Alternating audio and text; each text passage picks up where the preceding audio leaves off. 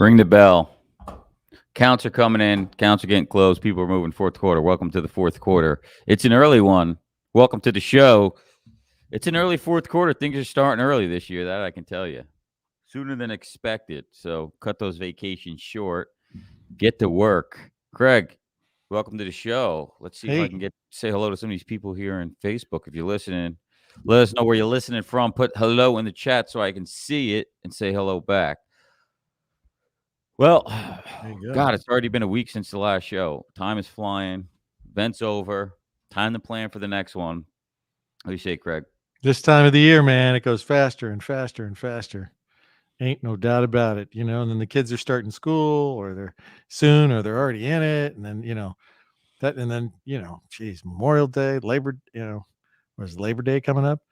It's always something. Labor Day. Yeah, I'll be probably heading back to Jersey for Labor Day. Go a little fall. Get out of this heat. We'll keep tonight short and sweet. Craig, what do you got for us tonight?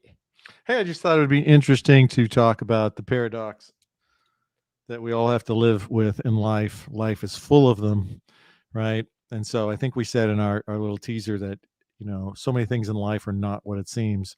And so I just thought it was an easy parallel for our business in benefits, because we all know,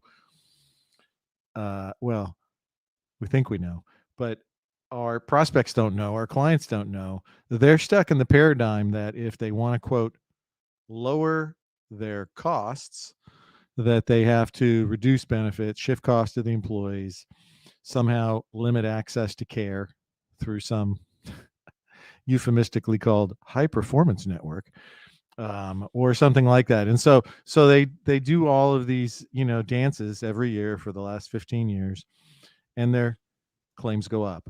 They install wellness programs, health promotion programs, and analytics programs, and their costs go up every year. And so they miss out on the paradox. And maybe some of our advisors and brokers and consultants are telling them, maybe they're not, but they should, that if they want to reduce their costs, they have to increase the benefits that they give to their employees. And so, like so many things in life, it's a paradox. It isn't what you think it is. It's probably the opposite. So that was kind of the introduction for tonight's talk. What do you think, John? Have you seen, this dumbfounded look on clients' faces when you go, "You want to do what? What do you want to do to the pharmacy?" Yeah. Yeah, I mean, look, they're so dumbfounded at everything. Some of these employers just had a conversation with one today. I just sometimes I get completely lost with where their thinking is and where I need to start. An advisor brings me in, I'm here. I think I'm here. Remember, Belford said the certainty level, you don't know where it is coming in. Right, with a prospect, from the wholesale side, when you go in an advisor, they're telling you one thing, and you get there, and it's another thing, and so you have to completely shift it. I just want to see. I think the code is still available.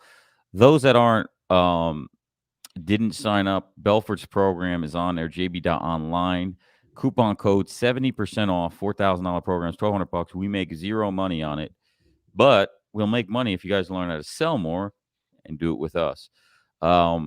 And what's interesting, I just want to cover real quick was listen to a call from an advisor today, and at the end they gave the standard set of objections. How many employees do you have at your company? And taking notes. Really, are you a franchise? Are you this or that? And again, when Belford talks about the 310s, why won't they buy? Why won't they not take the next step? Everything was formulated around the company he was asking questions on. So what I said to the advisors is he wasn't at the 310s. Like Belford said, it's a smokescreen for uncertainty. And the uncertainty was in the company. And so what you want to do is traditionally it's like, let me just answer the objection and move on. Right. Well, no, it's just, again, smokescreen. So it's, you can answer it. I've got X amount of employees, but now let's loop back and value sell them on the company and what we're doing. And that's the real answer in that position, what to do, like Belford talks about. Exactly. It's not just it's not answering the question. It really was an irrelevant question. They were trained probably by the incumbent big box to say, ask them these three questions: how many employees do you have? How many clients do you have in this industry? And how many clients in the state? some version of that silliness. And so while you might dance around the issue, answer the question, or ignore it entirely, and then go back to and loop back to um, what it is they're really asking you. Yeah, So yeah, I mean, absolutely. it's just it was funny It's when a I was talking to dance. him, I was like, you should have, we could have said this or we could have said that." And then I went back to realizing, "Oh shit, this was all just a smoke screen. I already forgot my training from Belford." Hence why you need to have it on video and continuously listen to it is you got to keep getting better. You got to stay sharp. If you're not in the meetings and you're not having a lot of meetings, look, you're not going to be as good when you get these opportunities fourth quarter. They're coming up. I'm still yet to see some of the 1-1 renewals. Can't wait to see them, see what they look like. But guys, Yeah. there's opportunity. What's up, Mario Stewart from PA? Just looked at a PA case in a competitive group consortium out there. Excited to go after some of those businesses out there. Here we go, Tyson Parker. Who else is asking We had me? an interesting Do we email have a today. video recording yet? There may not. I don't think I'm releasing a video recording unless you're on my A+ list. Then maybe you get No, that's not exclusively happening. recording. Yeah, Yeah, yeah. you might What get a session. what's the point? Hey, so we got a video call today from one of our attendees at our event, and it was really interesting. So he talked about putting into practice 1 week later, kudos to him, on some of the ideas that he was exposed to at the event, and much to his surprise, it went well. And so, despite his nervousness and consternation, and the fact that it made him uncomfortable because it was his first time, he discovered the truth. The paradox that everybody exists with as human beings, and that is doubt kills more ideas, doubt, than failure does. Think about that, right? So most brokers and advisors will talk themselves out of even trying new ideas and new strategies before trying and failing. And that is just a universal truth. So kudos to Big John, who sent us the video and said, this is going basically, John, this is going to be your first step at becoming comfortable at being uncomfortable. And therein lies the essence of success. Another paradox. Yeah, it's a paradox in itself, and leaving the meeting all excited. I remember that's the same thing. How I was is like, well, oh shit, this actually works if you stand up to the bully who bullies me in the beginning of the meeting because he's looking at me like a supplicant. Yeah. Um, yeah, they will back off, but they think that they can get away with it. It's happened to me sometimes where I've probably shouldn't have talked to somebody the wrong way, and they snap back at me, and I said, "Oh, my apologies." But you walk out of there and you go, you My leave the favorite. meeting in a whole new different way, a whole new different manner. I got no booze for me tonight, Craig. I'm I boozed just got out. some Red Bull. Just some Red Bull happening here. Who's just saying? I Yeah. think I was on One of the A my plus list. favorite lines is from Da Vinci. And he said, simplicity is the ultimate sophistication. And so, Nobel Prize winning physicist, Feynman, he said that if you really want to get good at something, be able to explain it to a sixth grader because they have a working vocabulary, but not deep on concepts. And if you can't make it simple enough for a sixth grader to understand it, then you don't understand it well enough. And so the whole point of him was the other alternative was, which I thought was really fascinating, is get a rubber duck and tell your story to the rubber duck. He said that that was an old trick that he would use, and it forced you to use common language, simple concepts, and try to make complex things simple that so you could communicate it. And so sometimes in our business, it's full of jargon, like every industry. Sometimes we can make things really complicated when it doesn't need to be. At the end of the day, here I got a story today. I had a conversation 2 weeks ago with a prospect, and we discussed our Trojan Horse Cyber program. And they were, dancing around. Well, maybe I'm not sure it's going to be a fit. These people dumber than dirt. So we find out 2 days ago, they send me information, and they have hundreds and hundreds of people paying a spousal surcharge premium uh, in order to incur their claims on this client's, balance sheet. And of course, that means that probably 97% of those people, we can evacuate all of their claims. And it's to the tune of tens of millions of dollars in the first 60 months. And so, this natural skepticism, I call it institutionalized skepticism, right? So people are like, I I I am just used to the calmness and the certainty that I have of doing what we're doing, and I really don't want to change.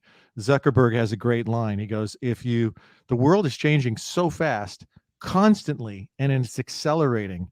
If you want a guarantee to fail, don't change.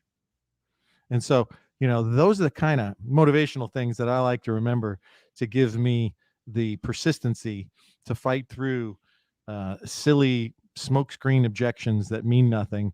It's just that the people are afraid. Most people, they're just afraid of doing anything. You know, um, as you go upstream, it's the curse of the vice president title. Right? They just want to survive 5 more years and retire. Man, don't ask me to take a risk or change nothing. And so that can often happen with larger employers. What do you think, John? Yeah, I mean, we are having a conversation today with somebody, and it's just like, they're letting me know in advance that they're, worried about change and if they have to change this, and somebody's gonna. And they said that the CEO said something like, if I have somebody that comes in with a card and they say they're not in network or they're not on the card or they don't know how to use the card, the employee will quit over that, and I'll lose an employee over that. you know, I mean, and you allow that to be an employee. I mean, if that's what do they say? That's like letting the inmates run the jail. I mean, come on, Yeah. right? Pain. There's two pains. Pain is staying the same, and the pain is change. Pick one. What one's going to be worse? They think staying the same is less pain, or don't realize that it is going to be pain, right? But the objection in their mind is change, change, change. But they don't realize, well, what else has changed? Well, increasing the contribution and cutting the benefits. Well, that's changed, but oh, that's less work change for you is really what you want to say, right? So it's not the change, it's just change that requires more work. You know what Yeah. I I mean, mean? if you walk an employer, I just saw this post, and I don't post very often. I mean, most of the time you see posts, somebody's posting in my name, but I don't post too often. But I saw this, big announcement, right? With thousands of, happy signs and plus signs. And it was Target, right? Giant retailer saying, oh, we're going to do what our peers are doing too. My interpretation. We're going to pay 100% of college tuition and books at certain institutions that we have a deal with, right? And I I couldn't help it. I had to post and said, did anybody say anything about the turnover rate? And so some guy responded right away. He was like, well, I think it would be, and he didn't even understand the announcement, obviously. A college graduate, educated idiots, I think, That's why out you there in the can't world. argue with people on LinkedIn. He says, if I just graduated college and I went to work there, I'd be really excited. I'd be like, they didn't say they'd pay your student loans. They said they'd pay for college tuition and books if you cared to get additional education. Okay. So step back. So I just did a quick Google search and like, oh, Bureau of Labor Statistics, World at Work, granular detail on retail. Oh, 65% turnover rate at the majority of the employees are hourly workers, right? So 65% turnover rate. So guys, what do you think the odds are that people are going to be able to use the benefit? You see, and so it's like that's another opportunity you have at some of your employer groups or prospects to say, smoking surcharge? First of all, do you know anything about claims that result from smoking? They're typically not going to start until they're 60 years old. How Smokers long? pay smokers pay you pay less costs less in healthcare than non-smokers But you see until my the age of point, John? 55. Yeah. Right? People go through the motions of saying this stuff and installing these solutions because they sound good. They sound reasonable. They're well intentioned, but they don't do anything. In fact, they cost you money. And yet this stuff goes on and on and on every year. Organizations say, well, we have this other initiative. We got a new HRIS system, and it's all we can do to focus on that. And we're thinking of putting in a healthcare blue book transparency. What is the utilization on that, John? 4 to 9%? Or, It an probably EAP nothing, that includes mental health and visits. Oh, great. yeah, Another no 5% no utilization. utilization, no And they have to pay for utilization. it. Yeah, and then the people that do use it can't figure out how to tie the facility to the dock. And yeah, so we went down that route 5, 6 years ago and realized, yeah, this doesn't work. But it happens Um, over and over and over again, right? I mean, everybody's chasing, this year's mental health something or other. hey, at least this year, maybe they're using it finally. One of the businesses that's booming is alcohol rehab centers right now. Lots of people with alcohol problems right now out in the rehab because COVID brought on a little drinking, little red wine drinking. Man, I miss my red wine. It's been a minute. What else we got? So I just thought, for brokers out there, look, the great lie that so many of us have told ourselves is that we're so important. We have to be here. We have to answer the phone. We have to respond to the emails. And we never understand what it's like to actually take a free day. Now, I learned about the free day from Dan Sullivan, strategic coach, 1996, 5, 6, 1997, maybe. It was a 3-year program. So he taught me about free days. And before that time, I was one of those knuckleheads who thought I was so important that I had to respond to every request that a client had because, nobody else could do it. They expect me to. I told myself all these stories, young and dumb. So the reality is you absolutely need and have to get free days. And Dan described it as very simple. A free day is where you unplug from everything. There's no business journals, there's no business books, there's no emails, there's no cell phone. Unplug, be present with your significant other, your pet, your monkey, your spouse, whatever it is, your children. Just be there, be present, and recharge your batteries. And unplugging, of course, is how you are able to better plug in. Once again, like so many things, a paradox. And so, free day is really important.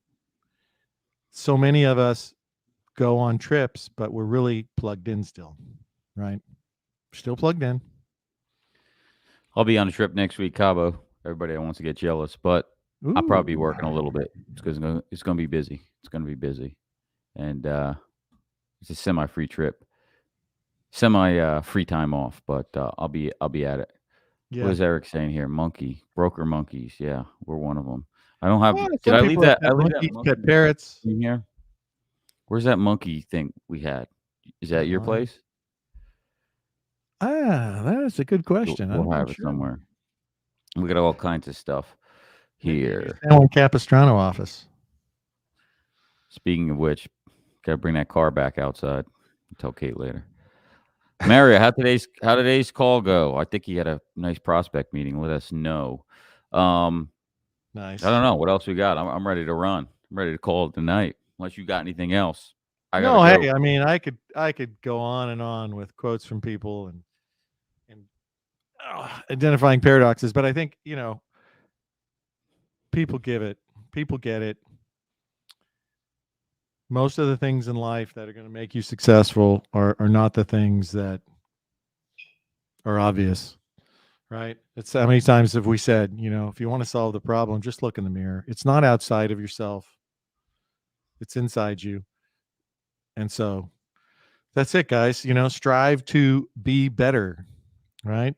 Not smarter about features and benefits, but a better sales professional, a better marketing professional. And because you'll have more swings at the bat, you'll be able to practice new strategies, new conversations with people, and that will get you better faster than anything else. Only having 3, 4 new prospect meetings a year is going to keep you stuck at the same level for years and years and years. And so, the fastest way out of that is to, jump in. Jump in. What does John Asseroff say? Do less, more often, to completion. Here you go, guys. Jordan Belford right here. Discount code. That's a nice one. $27.99. We make zero money on this. Go ahead and get your sales skills up, everyone. He's got other stuff on here. Let's look at some of You his only other need stuff one here. nugget to monetize it Set, and make it's money. Yeah, this you Yeah. got the straight line, which is the core one. You got straight line, the whole training course. You got fast track. You got script builder. You Wow. got these probably all work for, look, let's see here. If you want straight line persuasion, let's see how much that is. I'm pretty sure a coupon code works for that one too. Let's see. Virtue health. Well, this is $5,000. Oh, I got all these in there. Did I spell it right? No, I didn't spell it right. But it probably works. There we go. No. Yes. For everything. Anything you want here.